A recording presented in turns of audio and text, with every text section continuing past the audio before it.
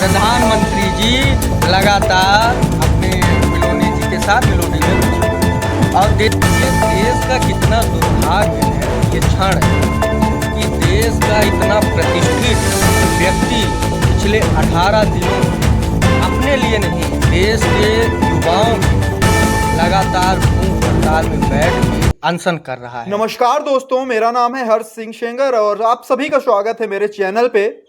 आज हम सभी जो कि नीट मुद्दे को लेकर सोनम वांगचुक जी जंतर मंतर पे प्रोटेस्ट कर रहे हैं, उसी विषय में आज हम बात करने वाले हैं माननीय जिला अध्यक्ष अमित तिवारी जी से। तो अमित तिवारी जी, आपका काफ़ी ज़्यादा स्वागत है हमारे चैनल पे। बहुत बहुत धन्यवाद। तो अमित तिवारी जी, आप ये बताइए कि सोनम वांगचुक जी का जो प्रोटेस्ट चल रहा है लगातार 18 दिनों से, आज 19-20 दिन होने वाले हैं, 20 तारीख को बहुत बड़ा मार्च निकालने वाले हैं और आज की सुबह दिल्ली पुलिस उनको हिरासत में लेके हॉस्पिटलाइज्ड भी कर चुकी है। तो आपका कहां तक मानना सही है कि इस नीट पेपर के मामले में और भी कई मामले में सोनम वांगचुक जी को ऐसा अनशन अपने ऊपर लेके करना चाहिए कि नहीं करना चाहिए? आपकी क्या प्रतिक्रिया है, क्या राय है, वो राय मैं आपसे जानना चाहता हूँ। बहुत बहुत धन्यवाद आपका जी। देखिए, आज देश की जी मौजूदा जो सरकार है, जी। इस मौजूदा सरकार में सबसे ज़्यादा पेपर घोटाले हुए हैं। जी जी जी। वो कई बड़े अन्य जो एग्ज़ाम के पेपर हैं, वो चाहे एसएससी के हो, नीट के हो, या मध्य प्रदेश के बड़ा एक व्यापम घोटाला जी था। जी जी जी, बिल्कुल। कई बड़े पैमाने पर बड़े स्तर पर पेपर घोटाले हो चुके हैं। जी रही बात आपके सोनम वांगचुक जी, जी। वो बहुत बड़े एक इंजीनियर हैं और साइंटिस्ट हैं। वो वहाँ जी। इंजीनियर रहे हैं और जी, उनको कई बार सरकार द्वारा सम्मानित भी बिल्कुल, वो बिल्कुल। किए गए हैं। बिल्कुल। हालांकि उनको ज़रूरत नहीं है। जी। वो आज जिस पड़ाव पे हैं, जिस उम्र में है, ना तो उनको एग्ज़ाम देना है, ना तो ये नौकरी करना है। ये जो भी कर रहे हैं देश के नौजवान युवा छात्रों के लिए कर रहे हैं। जी अब इस पेपर लीक घोटाले से लगभग 7 से 7.5 करोड़ छात्र छात्रा प्रभावित होते हैं। लगातार सरकार के ऊपर दबाव भी बनाया जा रहा है, शिक्षा मंत्री से इसका जवाब मांगा जा रहा है।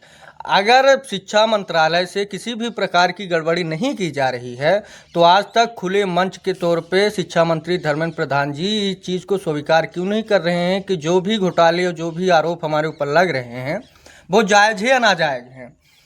रही बात उनके इस्तीफे की, तो इस्तीफा तो मैं समझता हूं कि बहुत समय पहले ही दे देना चाहिए। जी जी जी, क्योंकि बिल्कुल। 2021 से लेके 26 तक लगातार देश के एजुकेशन मिनिस्टर हैं। जी उनके मौजूदगी में सबसे ज़्यादा पेपर लीक हुआ है और बड़े पैमाने पर हुआ है, बड़े स्तर पे हुए हैं और बड़ी परीक्षाओं के किए गए हैं। जी जी इस पर प्रधानमंत्री जी की कोई प्रतिक्रिया नहीं है जी। और शिक्षा मंत्री जी का कोई प्रतिक्रिया नहीं है।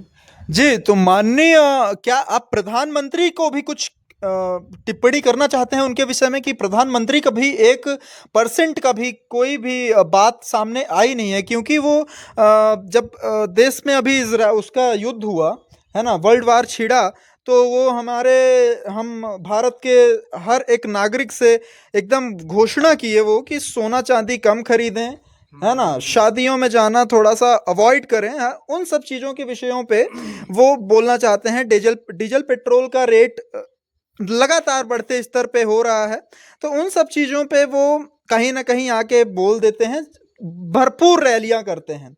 लेकिन क्या एक विषय जो छात्रों को लेकर इतना बड़े जंग छिड़ा हुआ है, एक व्यक्ति 18 दिन से हंगर स्ट्राइक पे बैठा हुआ है, उसके उस तौर पे क्या प्रधानमंत्री मोदी जी को एक शब्द भी ना बोलना कहाँ तक उचित आप मानते हैं? आपका क्या प्रतिक्रिया है इस बहुत चीज अच्छा सवाल आपने किया कि जब देश में डीजल पेट्रोल की कमी थी जी और गैस की कमी थी, देश के प्रधानमंत्री देश के जनता से आह्वान किए जी कि डीजल से कम पेट्रोल खपत। का कम से कम उपयोग करिए, इलेक्ट्रिक सोना व्हीकल, चांदी हाँ। कम खरीदिए, इलेक्ट्रिक व्हीकल का ज़्यादा उपयोग जी करिए। जी जी। आज ये आह्वान किए और कल खुद ही 6,000 हाँ, करोड़ हाँ, के हवाई जहाज से वो निकल विदेश दौरे पे चले गए, गए। इटली गए। इटली इटली के गए। प्रधानमंत्री मिलोनी से मिलने मिलोडी टाफी लेके गए। ये खिलवाड़ है देश के साथ। आप एक देश के प्रधान पुरुष हैं, आपके नेतृत्व में ये देश चल रहा है, आप देश की जनता से आह्वान करते हैं कि इस चीज़ के बारे में थोड़ा उपयोगिता कम रखिए, और वही चीज़ें आप जो है तो देश से निकल के विदेश में जाके कर रहे हैं। दूसरा आपका विषय था कि सरकार प्रधानमंत्री से क्या शिकायत है जी, इस पेपर घोटाले में, उनकी प्रतिक्रिया क्यों नहीं आई? उनकी अगर उनसे शिकायत क्यों नहीं हो सकती है, क्योंकि देश के प्रधानमंत्री हैं जी, और उन्हीं के मिनिस्ट्री में ना ये शिक्षा मिनिस्टर जो भी है बिल्कुल, धर्मेंद्र बिल्कुल। प्रधान जी, आखिर उन्हीं के ना मिनिस्टर हैं। बिल्कुल बीजेपी से हैं। कुछ होगा, इस्तीफे की मांग होगी, टर्मिनेट किया जाएगा, बदलाव किया जाएगा, मिनिस्ट्री में किसको शामिल किया जाएगा, किसको नहीं किया जाएगा, वो तो प्रधानमंत्री जी तय करेंगे। बिल्कुल। आज तक शिक्षा मंत्री के ऊपर एक भी प्रतिक्रिया नहीं दिए हैं देश के प्रधानमंत्री, जबकि यही प्रधानमंत्री देश को कहते हैं कि युवाओं का देश है, देश के युवाओं के भविष्य के साथ हम किसी भी प्रकार का खिलवाड़ नहीं कर सकते हैं। आज सोचिए इतने बड़े पैमाने पर लगातार पेपर घोटाले हो रहे हैं, लीक हो रहे हैं, इससे करोड़ों छात्र प्रभावित हो रहे हैं। सिर्फ छात्र नहीं, उस छात्रों के परिवार भी प्रभावित हो रहे हैं। बहुत सारे गरीब मध्यम परिवार से, कोई किसान का बेटा है, कोई ऑटो चला रहा है, कोई ड्राइवर है, कोई मजदूरी कर रहा है, वो इस मुश्किल दौर से वो कहीं ना कहीं से पैसा कुछ अरेंज करके और बच्चियों को भेजता है बाहर पढ़ने के लिए जी। और उसके बाद उन बच्चों की 3 साल 4 साल की मेहनत लगन लगी रहती है। फिर एग्जाम से पहले कभी कभी एग्जाम के बाद पता चलता है कि जिस एग्जाम आप दे के आए हैं वो लीक हो गया है। जी जी। अब सोचिए कोई बच्चा 3-4 साल कड़ी मेहनत किया है, उसके बाद उसको जब ये पता चलेगा कि जो हम मेहनत अपना तजुर्बा एग्जाम में दिखा के आए हैं वो लीक हो गया है, उसके ऊपर क्या आप बीतेगी? सुसाइड कर लेते हैं कई बच्चे, कई छात्र सुसाइड कर चुके हैं। आप देखिए कोटा हो, प्रयागराज हो, ऐसे जो ज्यादा बड़े स्टडी सिटी हम हैं, वहां से लगातार कभी ना कभी सुसाइड करने का छात्रों छात्राओं के मैसेज आते रहते हैं कि आज ये छात्र सुसाइड किया, कल ये किया। ये प्रधानमंत्री जी को नहीं दिख रहा। देश में आते हैं, देश को युवाओं के प्रति आभार व्यक्त करते हैं कि आपसे हम हैं जी। लेकिन प्रधानमंत्री अपनी नैतिक जिम्मेदारी नहीं निभा पा रहे हैं युवाओं के प्रति। बिल्कुल।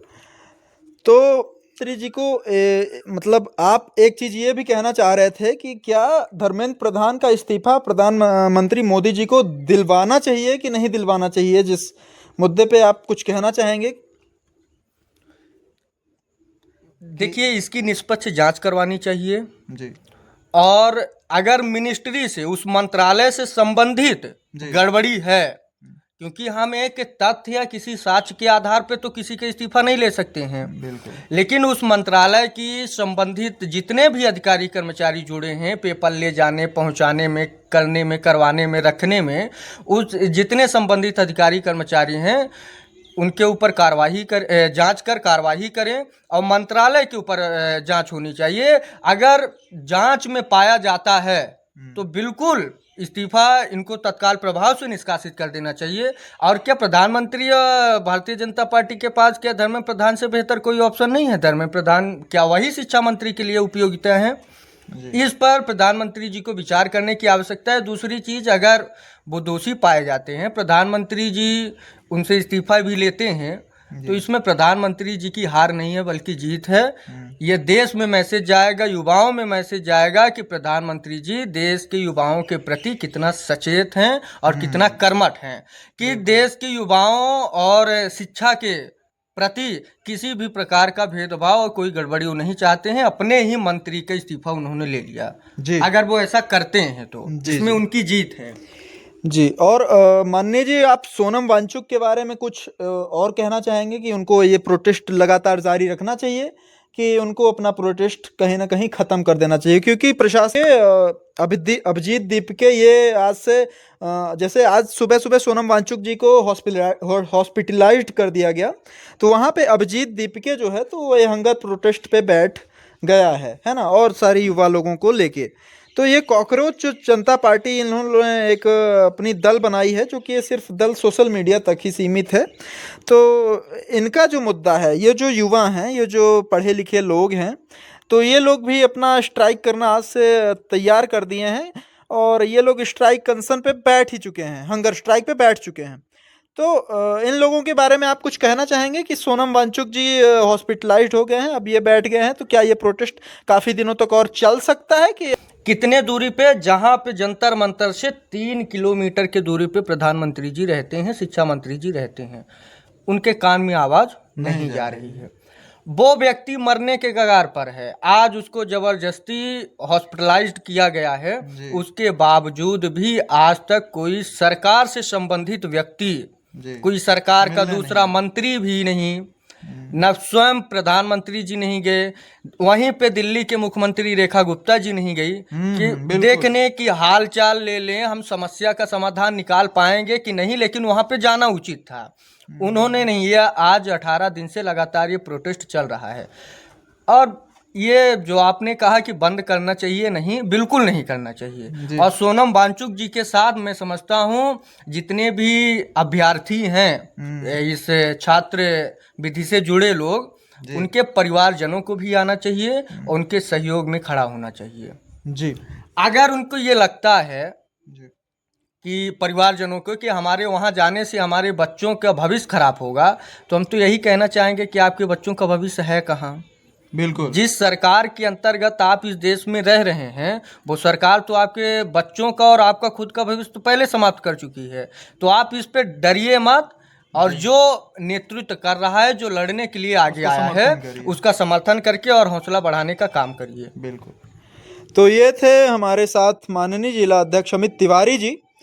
तो आप इस सरकार में, और जब से ये मिनिस्ट्री में आए हैं धर्मेंद्र प्रधान जी, 89 से लेके 150 पेपर लीक हुए हैं इस सरकार में, और इस मिनिस्ट्री के अंडर में सबसे ज़्यादा पेपर लीक हुए हैं, और सभी महत्वपूर्ण पेपर लीक हुए हैं। वो राज्य में भी हैं और देश में भी हैं।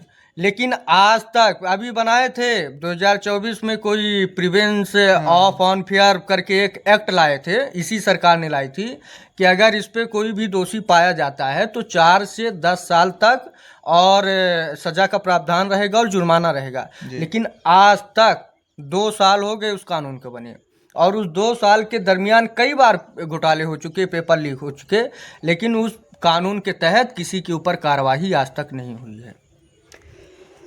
तो ये थे हमारे साथ अमित तिवारी जी। और आप सभी को वीडियो कैसी लगी, आप ज़रूर से एक बार अपना राय कमेंट बॉक्स में ज़रूर दें, और हमारे चैनल को फॉलो करें। फेसबुक पे देख रहे हैं और यूट्यूब पे देख रहे हैं तो हमारे चैनल को सब्सक्राइब कर लें। आप सभी से हम बहुत जल्दी किसी नए वीडियो में मिलेंगे। जय हिंद।